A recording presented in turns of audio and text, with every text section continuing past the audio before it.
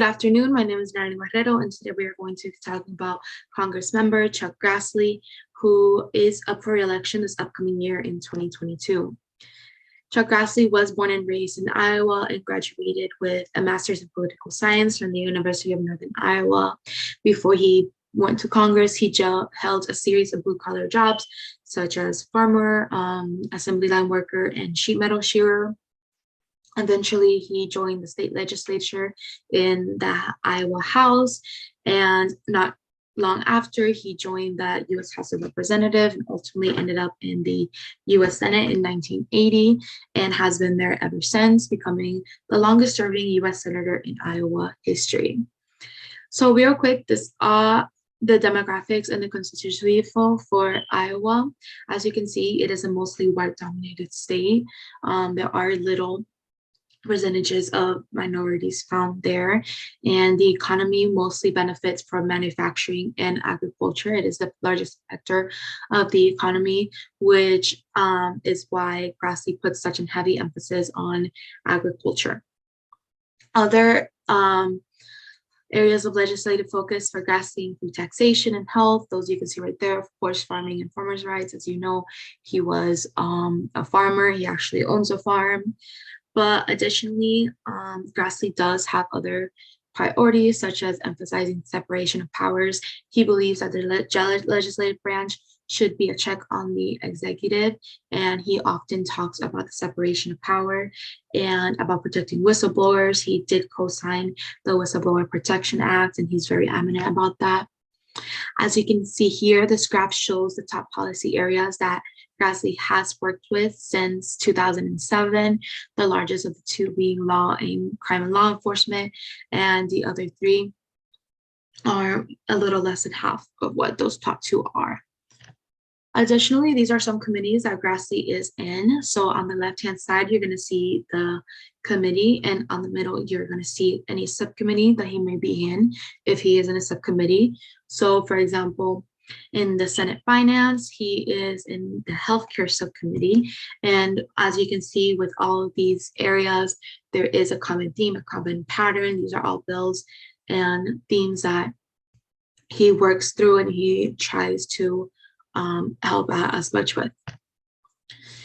Additionally, just a little bit more information. He does have a nominate score of 0.35, and he is more conservative than half the Senate, including Democrats, but way more liberal than other Senate Republicans. This is actually why he is so persistent with bipartisanship. He really believes in both sides working together. When analyzing roll call patterns, you can kind of see that he's in more support of Republican bills. All right, so this is Georgina's part on Grassley's communication with his constituents. He is an avid user of social media. He believes that you should be able to communicate with your constituents. He uses the phrase, keep in touch on the bottom of every letter that he writes, and he likes to know what's on his constituents' mind. If we're looking at his social media accounts, he has several of them. They're all listed down there at the bottom. He uses them for his electoral campaigns. He uses to get in touch with his constituents, to let it all out, call out other senators or other House of Representatives that need to be called out for certain things like that. He is a very blunt person. He believes that there shouldn't be any censoring of the media. It is your First Amendment right.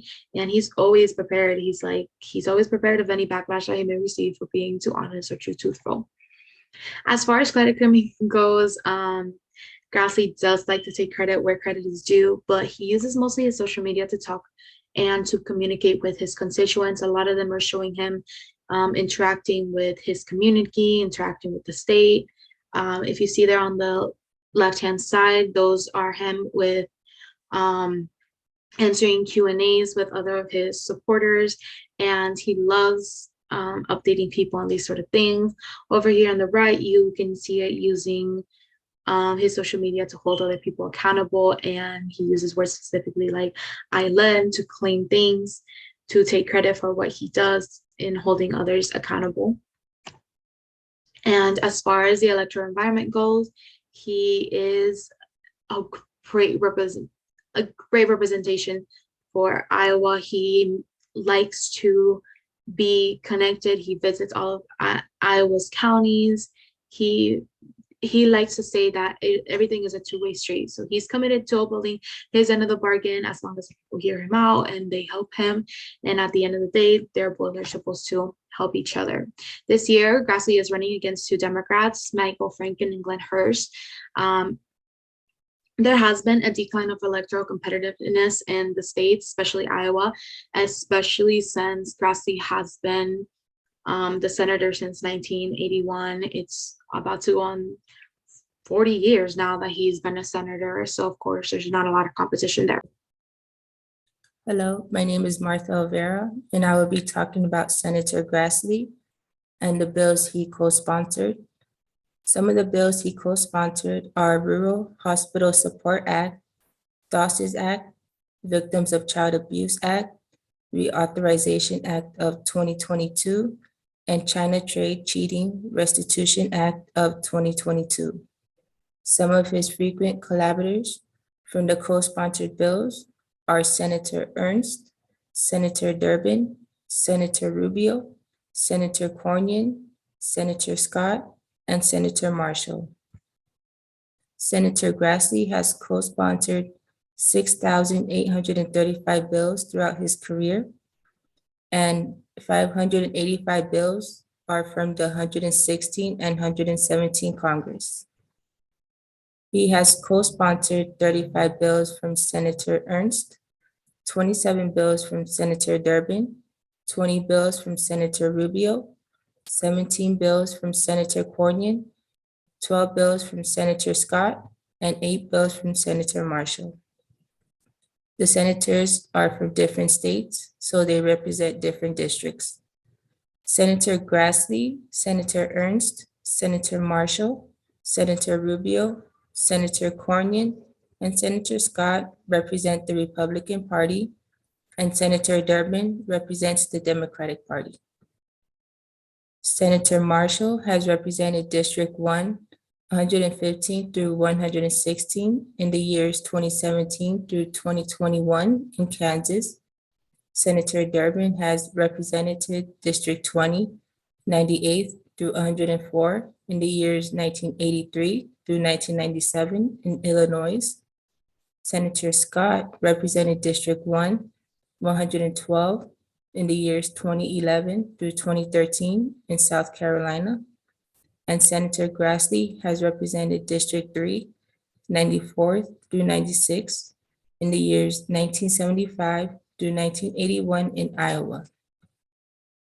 In this chart, it shows the senators and where they're from. So Senator Grassley and Senator Ernst are both from Iowa. They represent different districts.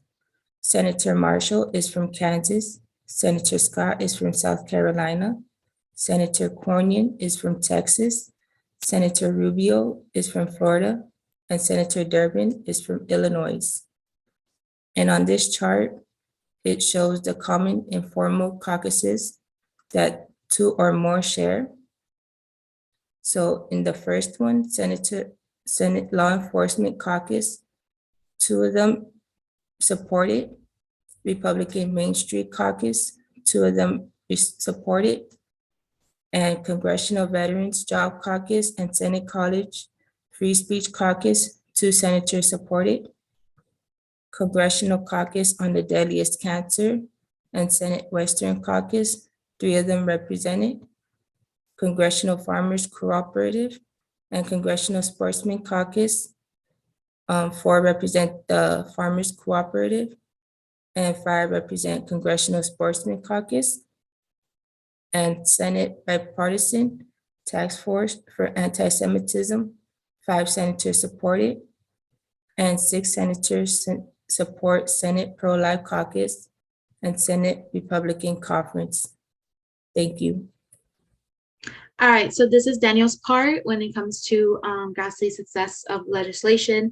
Out of the 2,195 bills that he has introduced from his time in the Senate, 48 of them have become a law. If you see right there on the right-hand side, that's a little more than 2%, which is definitely a below average success rate for senators. This past year in the 117th Congress, he has passed 2 successful bills out of the 99. This is on par with basically his average in the other sessions of Congress. However, if we look at the 115th Congress, that was his most successful Congress. 80 of the 97 bills that he introduced did have a bipartisan co-sponsor, again, going back to his mission for having bipartisanship in the Senate as well as all of Congress. As well, in the 115th Congress, he introduced the second most bills of all the senators and wrote the third most laws compared to all the other senators. He actually has an LES score of 3.61. And if you can see it right there, it does show to be a little bit inconsistent at times. Depends on the different sessions of Congress, of course, as they'll have minorities, the Republicans have minorities and majority. As you can see there, it's a little in the 108th Congress, and then 115th it went back up, and currently in the 116th he hasn't been having as much luck with the 115th Congress.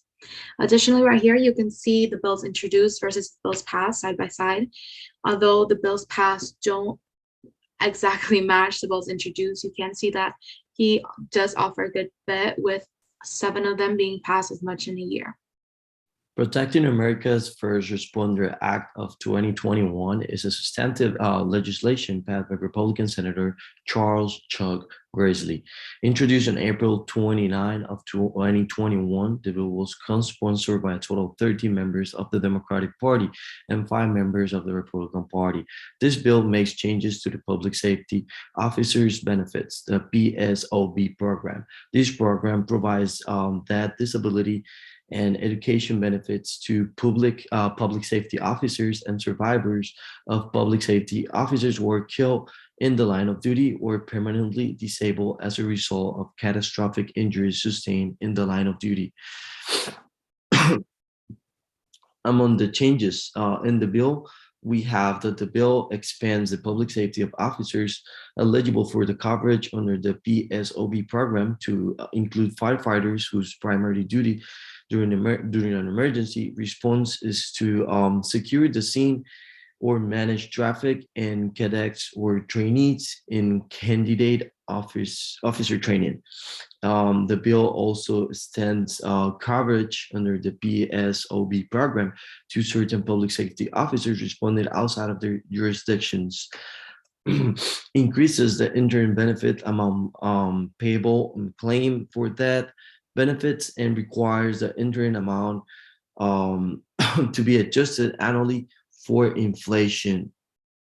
We also have that the bill increases the benefit amount payable on a death or disability claim that has been pending for more than 365 days on the date of the final determination. We can also see that the bill specifies that an injury resulting from a neurocognitive disorder qualifies for a catastrophic injury for the purpose of disability benefits. Also allows responders to the World Trade Center or their surviving family members to file a claim for death or disability benefits in certain circumstances. So we want to know what happened to the bill. The bill was first introduced and referred to committees on April 29 of 2021. After that, we have that in May 13 of 2021, a committee voted to issue a report to the full chamber recommending that the bill be considered further. Only about 1 and 4 bills are reported out of this committee. After that, we have June 10 of 2021, the bill was passed in a vote in the Senate. The vote was unanimous consent, so no record of individual vote was made. We also know that the text was published on October 21st of 2021 as a preprint. Then we have that the House passed the bill with changes not in the Senate version and send it back to the Senate to approve the changes. This vote was taken under the House procedure called suspension of the rule, which typically is used to pass non-controversial bill. Votes under suspension required 2 out of 3 majority. A failed vote under the suspension can be taken again. Then we have that on November 4th, the Senate agreed to changes and the bill was passed by both chambers in identical form. After that, the latest action regarding this piece of legislation is that it became a public law number 117-61 on November 18th of 2021 after being signed by President Joe Biden.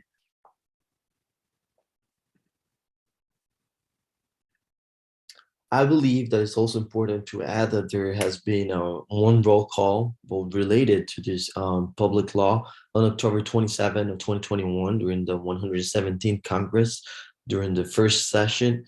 The vote question was a motion to suspend the rule and pass it as an amendment.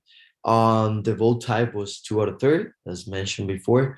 2 out of 3, J and A. The votes by party went the following way. The Democratic Party had 217 yeas and 0 nays and 2 not voting. On the other hand, the Republican Party has 203 yeas and 3 nays and 6 not voting, adding up to a total of 420 yeas and 3 nays and 8 no voting. So this almost unanimous decision shows Grassley's mission for bipartisanship. He's not only seeking bills that are going to benefit Republicans or that will only benefit him or his state. This is something that everyone can get behind of, and it should be what bipartisanship should look like. As Abalter was saying, there were 3 people that voted nay in the Republican Party. Those are right there on the screen. They are 3 representatives from Georgia, Kentucky, and Texas who just believed that the bill didn't actually need to be updated, but obviously in the end, it didn't really matter. Additionally, another reason for the success of this bill can all comes from Grassley's persistence. He was persistent with the Democrats, he was persistent with the Republicans, he pushed and pushed and pushed, and not only with members of Congress, but with his constituents, with everybody else.